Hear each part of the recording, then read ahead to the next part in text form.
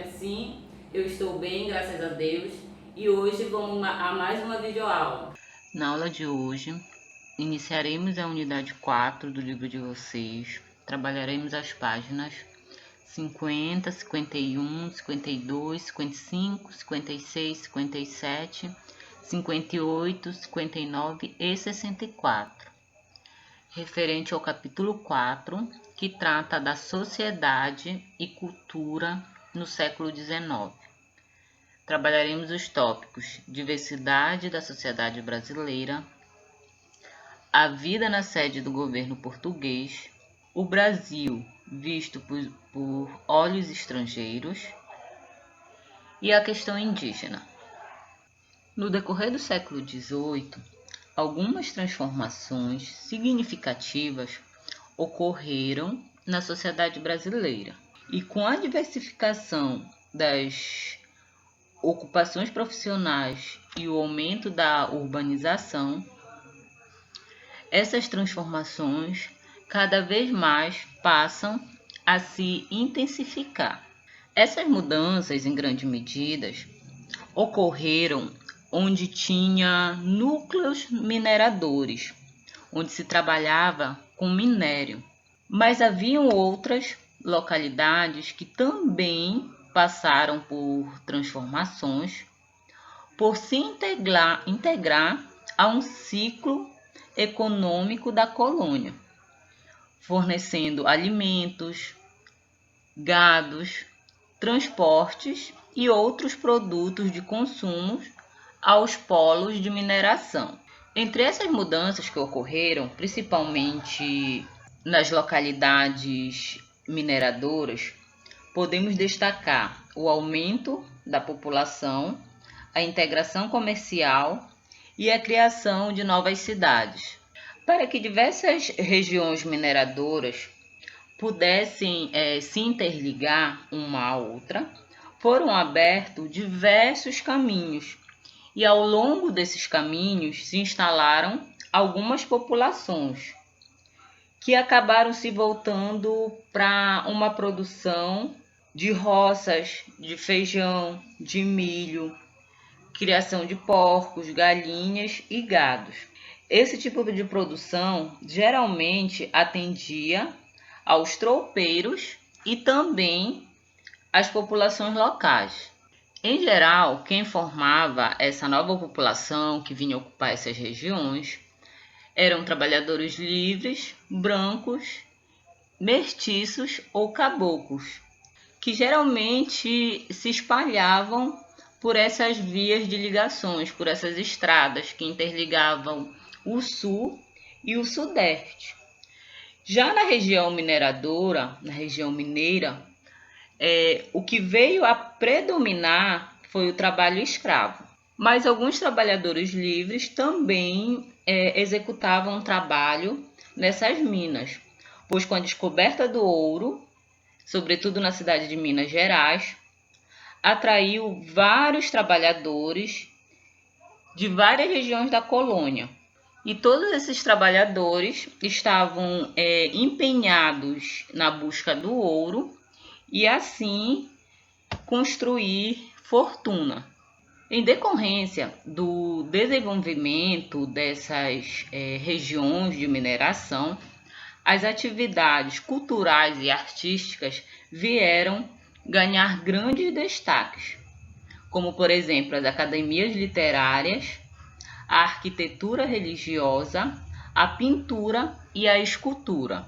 E uma das tradições com traços culturais mais marcantes dessa região eram as celebrações públicas de religiosidade, que se expressavam através de numerosas festas e procissões que geralmente marcavam os dias de santos. Essas festas geralmente chamavam a atenção por ter uma mistura do comportamento religioso ao profano, a cultura erudita, a popular, a devoção religiosa e ao exercício da sociedade. Então havia aí essa mistura entre cultura popular e cultura erudita.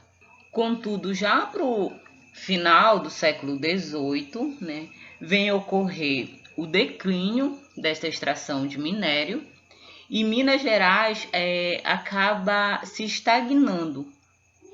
E aquelas pessoas que, de certa forma, conseguiram algum tipo de riqueza, passaram a investir o seu capital em outras áreas, como, por exemplo, na criação de gado. E muitos outros sujeitos também viram-se atraídos com a chegada da família real portuguesa no Brasil, no início do século XIX, e acabaram migrando para o Rio de Janeiro. Como a gente estudou anteriormente, nas aulas anteriores, a vinda da família real para o Brasil teve impacto tanto nos aspectos políticos quanto econômico. E em meio a esse contexto, muitas mudanças ocorreram no cotidiano e nos costumes da sociedade, sobretudo do Rio de Janeiro, que se tornou sede do governo português. Em 1808, o Rio de Janeiro ele recebeu aproximadamente em torno de 15 mil habitantes originários da corte portuguesa, que vieram juntamente com o rei para o Brasil. Para abastecer e abrigar toda essa população no Rio de Janeiro, ainda somando com os seus próprios habitantes que já residiam antes, né, na localidade, havia uma grande necessidade de alimentos e gêneros de abastecimento. E ao contrário do que aconteceu na época da mineração em Minas Gerais, que absorvia todo o alimento e o gado que o Sul e o Sudeste forneciam, agora era Minas Gerais que passava a produzir gêneros alimentícios e fornecer para o Rio de Janeiro para alimentar e abastecer essa população. Aos poucos, o cotidiano da vida da população do Rio de Janeiro foi transformado e a cidade foi sofrendo modificações para se adequar ao novo papel que exercia, que era o de sede da monarquia portuguesa. Com isso, buscava-se a todo custo transformar o Rio de Janeiro em uma cidade que tivesse feições europeias. Um fato que chama bastante atenção nesse contexto é que em 1816, Dom João ele convida diversos artistas que compunham a chamada Missão Artística Francesa para vir até o Rio de Janeiro. Dom João tinha como objetivo estimular esses artistas a retratar os momentos ilustres da vida da monarquia e da corte no Brasil, além de instalar aqui um estudo de belas artes. Com isso, a gente pode entender que Dom João ele reservava outras oportunidades aos estrangeiros, que não era apenas a oportunidade de praticar o comércio. Assim, ele permitia que o território brasileiro fosse objeto de estudo dos pesquisadores europeus, que produziram diversas obras durante o tempo no qual estiveram instalados no Brasil. Outra questão de grande importância em meio a essa chegada da família real ao Brasil é a questão indígena, uma vez que, com a chegada da família real portuguesa ao Brasil, a política pombalina, já abalada pela crise política portuguesa, sofreu vários retrocessos. E a partir de 1808, Dom João autorizou a retornada das chamadas guerras justas, que seria contra os indígenas, uma vez que Dom João acreditava que os indígenas ofereciam uma resistência à expansão da administração portuguesa em áreas do interior. Essa guerra justa determinava a possibilidade de execução ou captura dos indígenas para seu emprego como mão de obra servil temporária. Em meio a isso, a gente percebe que muitas das políticas indianistas desse período não visavam beneficiar os indígenas, mas sim atender às necessidades dos governantes e instituições políticas. E isso não ocorreu exclusivamente somente quando a família real esteve no Brasil, mas sim em vários períodos da história. Como, por exemplo, com a independência do Brasil, buscou-se transformar os ameríndios, os índios, em súditos do novo império. E isso fez com que ocorresse um novo debate político em torno da política indigenista, onde se discutia uma possibilidade de integração dos indígenas à nação. E para integrar esse indígena a qualquer custo à nação, poderia-se usar a força caso esse se recusasse a colaborar com aquilo que era instituído pelo governo.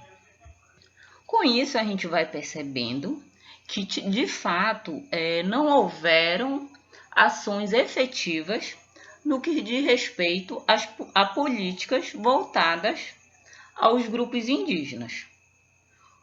Como, por exemplo, a Constituição de 1824 não existia nenhuma referência à questão indígena. E somente em 1845 que vem a se instituir o Regulamento das Missões, que de certa forma ofereceu aos índios um certo direito a terras nas aldeias, mas também garantia ao governo a possibilidade de tornar essas terras extintas, caso os índios não produzissem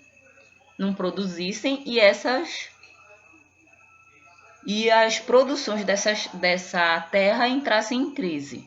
Já a Lei de Terra, de 1850, estabelece o uso, mas não a posse, das terras pelos grupos indígenas, até que esses, segundo a concepção dos governantes, se tornassem civilizados e se incorporassem como elementos sociais e culturais de origem europeia.